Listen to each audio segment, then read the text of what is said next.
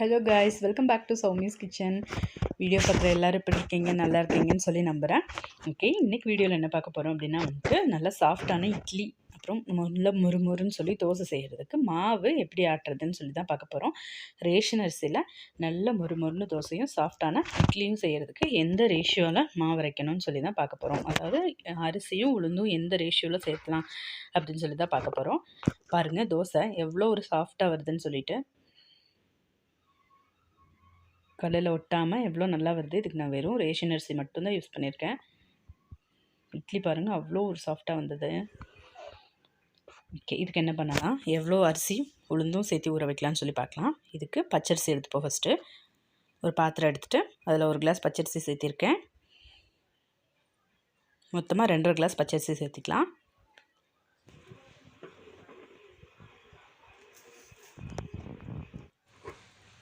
புழுங்கரிசி, okay, புழுங்கரிசியும் 2.5 class சேர்த்திப்போம். So இந்த டம்ளரில் மொத்தமாக 5 டம்ளர் அரிசி சேர்த்திருக்கேன். நல்லா புடச்சி நீட்டாக எடுத்து வச்சுட்டு சேர்த்திடுங்க. இதுக்கு உளுந்து எடுத்துக்கலாம். 3/4 கிளாஸ் உளுந்து எடுத்துப்போம். கொஞ்சம் 1 கிளாஸ்க்கு கொஞ்சம் கம்மியாக இருந்தால் போதும். ஓகே, உளுந்தெல்லாம் வாஷ் பண்ணி வச்சிடலாம். 2-3 டைம் வாஷ் பண்ணி ஊற வச்சுருங்க. ஓகே, இது ஊறட்டும். இப்போது அரிசி எடுத்துப்போம். அரிசியை நல்லா வாஷ் பண்ணி எடுத்துக்கோங்க. அட்லீஸ்ட் ஒரு 4 டைமாவது வாஷ் பண்ணி எடுத்துருங்க.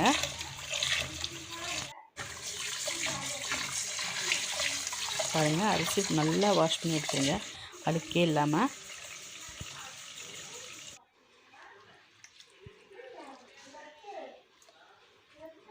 ஓகே, வாஷ் பண்ணி எடுத்தாச்சு. இதையும் ஊற வச்சிடலாம். இது கூட 1 ஸ்பூன் வெந்தயம் எடுத்துப்போம். வெந்தயத்தை தண்ணி ஊற்றி ஊற வச்சுருங்க. அரிசி நம்ம எல்லாம் அலசி க்ளீன் பண்ணி வச்சுருக்கோம் இல்லையா, அதில் கொஞ்சமாக உப்பு சேர்த்து ஊற வச்சுருங்க. வச்சிடலாம். இப்போ இதை ஒரு 5 ஹவர்ஸ் நான் சோக் பண்ணி எடுத்துருக்கேன். அகெயின் ஒன்ஸ் வாஷ் பண்ணிடலாம். வெந்தயத்தையும் வாஷ் பண்ணி எடுத்துப்போம். அரிசியும் ஒன்ஸ் வாஷ் பண்ணி எடுத்துப்போம். ஓகே, எல்லாம் வாஷ் பண்ணி எடுத்தாச்சு.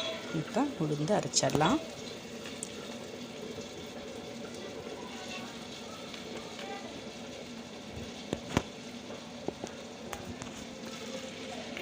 உளுந்து போட்டுட்டு கொஞ்சமாக தண்ணி சேர்த்து அரைச்சிடுங்க. இதோட வெந்தயம் போட்டுடலாம்.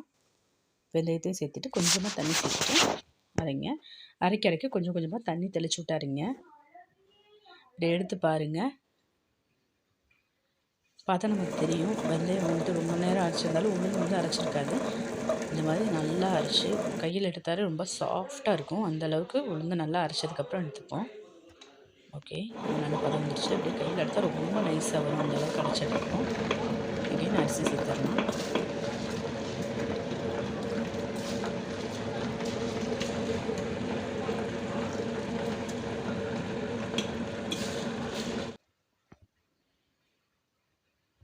பாருங்கள், அரிசியும் சேர்த்து நல்லா அரைச்சிட்டோம்.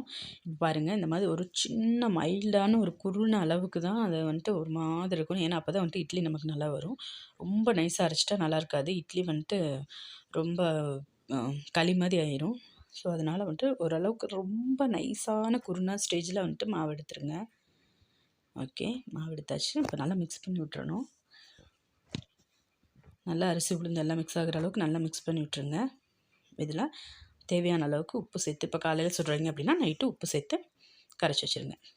ஓகே, நைட் ஃபுல்லாக வச்சுட்டேன் நான். காலையில் எடுத்தாச்சு. நல்லா மாவு புளிச்சிருச்சு பாருங்கள். புளிச்சு நல்லா பொங்கிடுச்சு.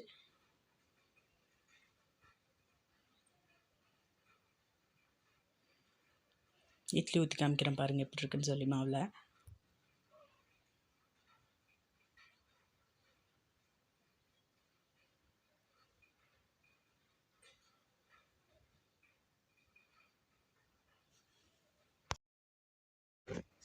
பாருங்கள், எவ்வளோ ஒரு சாஃப்டான இட்லி கிடச்சிருக்குன்னு சொல்லிட்டேன்.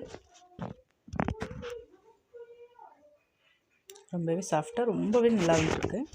கண்டிப்பாக இந்த ரேஷியோவில் நீங்கள் அரிசியும் உளுந்தும் சேர்த்து ட்ரை பண்ணி பாருங்கள். தேங்க்யூ ஃபார் வாட்சிங் மை வீடியோ guys. தேங்க்யூ.